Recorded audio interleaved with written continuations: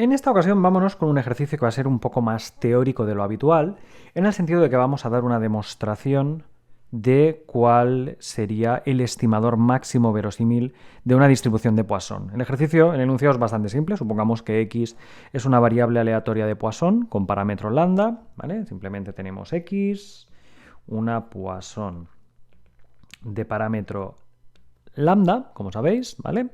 Y que disponemos de una muestra aleatoria simple de n observaciones de x. Por tanto, tengo x1, x2 hasta xn, una muestra aleatoria simple de la variable aleatoria x.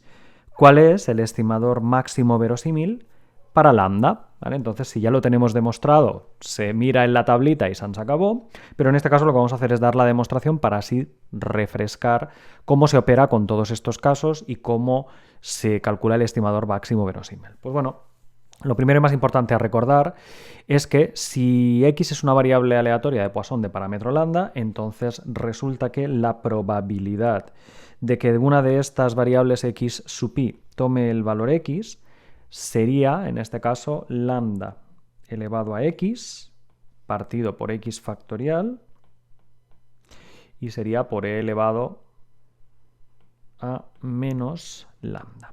¿Vale? Fijaros que la lambda es la misma para todo el mundo y si preferís que aquí coloque el valor x sub i para hacer más énfasis de que cada uno de ellos tiene su propia observación. Al final la muestra aleatoria simple son n valores.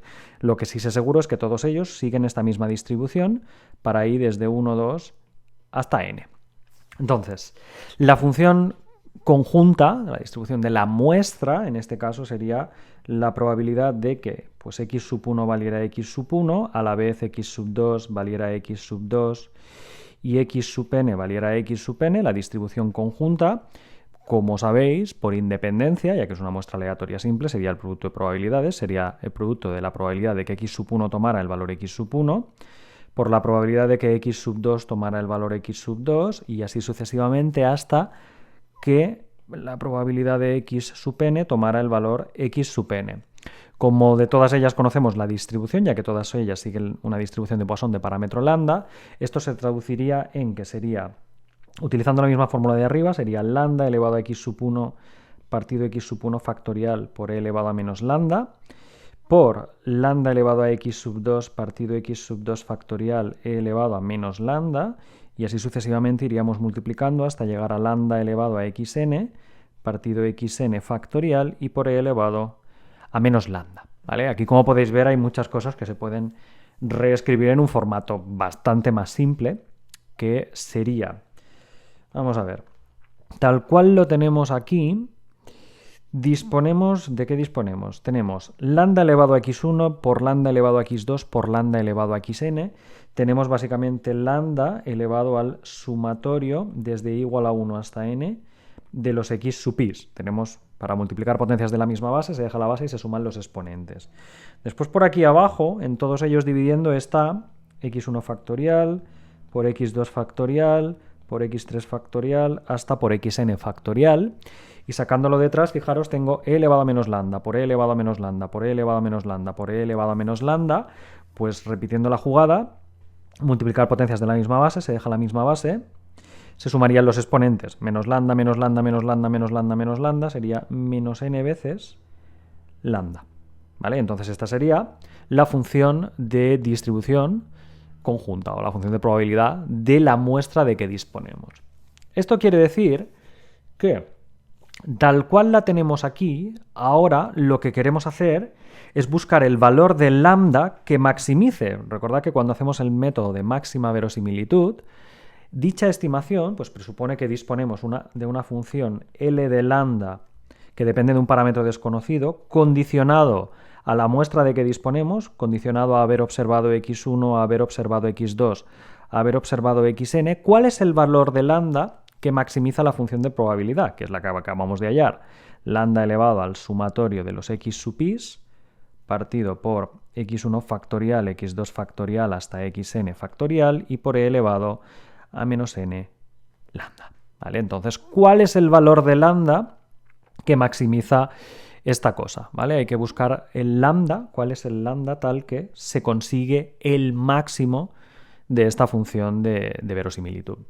Pues bueno, normalmente cuando disponemos de ella, lo que se suele hacer es, el lambda que maximiza incurrirá en un máximo de la propia función. Los máximos de las funciones continuas tienen una particularidad y es que la derivada de esas funciones vale 0. Entonces yo, en definitiva, ¿qué es lo que tengo aquí? Tengo una función que depende de lambda, sale lambda por aquí, y yo lo que estoy buscando es dónde es que esa lambda hace máxima esta función. Por tanto, quiero derivarla, igualar a 0, para encontrar el máximo de la misma. Ahora bien, como esta función, como podéis ver, tiene muchas cosas en los exponentes, hay un truquito que siempre solemos utilizar cuando se trata de funciones de verosimilitud, y es que esto va a pasar mucho, esto de tener sumatorios por aquí, ¿vale? Tener sumas en los exponentes pasará muchísimo, tanto es así que lo más normal es no maximizar directamente la función L, sino maximizar su logaritmo. ¿Por qué? Porque el logaritmo resulta que es una función creciente y si una función tiene un máximo, el logaritmo de esa función, se entiende de valores positivos, ¿vale? Para poder calcular el logaritmo, también incurrirá en el mismo punto, al ser una función que es estrictamente creciente. Así que en lugar de derivar esta cosa, que derivar esto, pues igual estamos aquí hasta el día del juicio final, lo que vamos a hacer es aplicar el logaritmo neperiano a la función de verosimilitud de lambda condicionado a los valores observados x1, x2 hasta xn, y al aplicar logaritmos, fijaros, de momento así a bote pronto podéis ver que tengo aquí logaritmo de todo un pedazo de producto por ahí perdido, y que esto realmente se puede traducir en que cuando yo aplico el logaritmo a toda esta cosa sería el logaritmo de esto más el logaritmo de esto, porque está multiplicando, y menos el logaritmo de esto, ¿vale? Porque este de aquí está dividiendo, y estos dos al final son dos factores, así que esto básicamente se traduce en que cuando vosotros tenéis logaritmo de a por b dividido c, básicamente esto es el logaritmo de a más el logaritmo de b menos el logaritmo de c. Esta propiedad que habéis usado 20.000 millones de veces en la secundaria, bachillerato y demás, es la que vamos a aplicar precisamente, la voy a mover un pelín aquí, para poder llevar a cabo esa simplificación, ¿vale? Entonces, en mi caso sería logaritmo neperiano, por un lado, de lambda elevado al sumatorio de las x sub i, más logaritmo neperiano de elevado a menos n lambda, menos, porque está dividiendo, logaritmo neperiano del producto de x1 factorial por x2 factorial hasta xn factorial, ¿vale? Y así ya lo tenemos todo perfectamente preparado. A partir de aquí hay una serie de propiedades más que se pueden aplicar. Por ejemplo, aquí tengo logaritmo de una base elevado a un exponente. Entonces lo que ocurre en este caso es que el exponente puede pasar delante a multiplicar al logaritmo, cosa que puedo hacer tanto aquí como aquí, ¿vale? Entonces, aplicando dos veces esta propiedad, nos encontraríamos con que esto se escribiría como el sumatorio de los x sub i, desde igual a 1 hasta n, no lo he ido poniendo para no alargar aquí la cosa, pero sería este sumatorio que multiplicaría el logaritmo neperiano del lambda, en la otra pasaría adelante a multiplicar menos n lambda por el logaritmo neperiano del número e, y aquí me quedaría menos el logaritmo neperiano de este producto de factoriales, x1 factorial por x2 factorial por xn factorial, ¿vale? Perfecto. De aquí hay una cosita más, el logaritmo neperiano del número e, este directamente vale 1, por tanto no tiene mucho misterio, y simplificaría al máximo nuestra expresión de momento para poder derivar, ¿vale? Entonces fijaros que ahora que tenemos esta expresión, no os penséis que hemos acabado, esto simplemente es el logaritmo neperiano de la función de verosimilitud. Lo siguiente para encontrar su máximo es derivar e igualar a 0, por tanto hay que hallar cuál sería la derivada con respecto a la variable lambda, porque x1, x2, xn no son variables, son valores conocidos. De hecho, es cuál es el valor de lambda conocida la muestra, ¿vale? Y hay que derivar la función logaritmo neperiano de la función de verosimilitud de lambda conocida la muestra x1, x2 hasta xn. Pues bueno, como hay que derivar respecto a lambda, esto es bastante simple porque fijaros, todo esto sería constante, no se deriva, y el valor del logaritmo neperiano de lambda con respecto a lambda sería 1 partido por lambda. Entonces en esta ocasión me quedaría sumatorio desde igual a 1 hasta n de los x sub i, que multiplica 1 partido por lambda. Bueno, pues pongo el partido por lambda aquí abajo, ¿vale? Esa sería la primera derivada. La segunda, hay que derivar n por lambda respecto a lambda. Bueno, está claro, ¿no? N es una constante que multiplica lambda, derivamos lambda, me quedaría 1, pues me quedaría la n por aquí pululante. Y al derivar respecto a lambda, fijaros qué bonita es la vida. Esto de aquí no tiene lambdas, por tanto la derivada de esta cosa, 0, porque es constante con respecto a lambda. No hay lambdas por ningún lado. Entonces ahora sí que es bastante simple, porque obtener el máximo implica imponer que la derivada de la función, o el logaritmo de la función, mejor dicho, tiene que ser 0.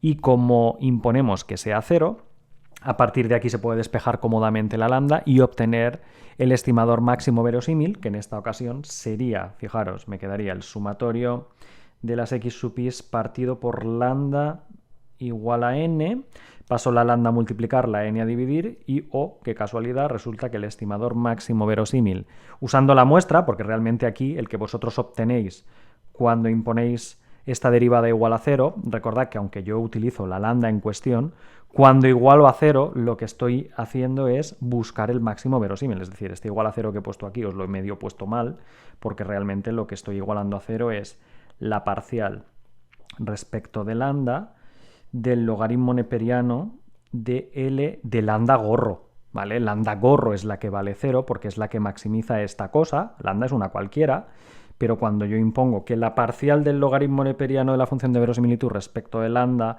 gorrito, esta es la que tiene que ser 0 porque es el lambda gorro el que maximiza esta función y también el logaritmo de la misma, ya que el logaritmo, como hemos dicho, es una función estrictamente creciente. Pues básicamente, despejando de aquí, ¿qué me quedaría?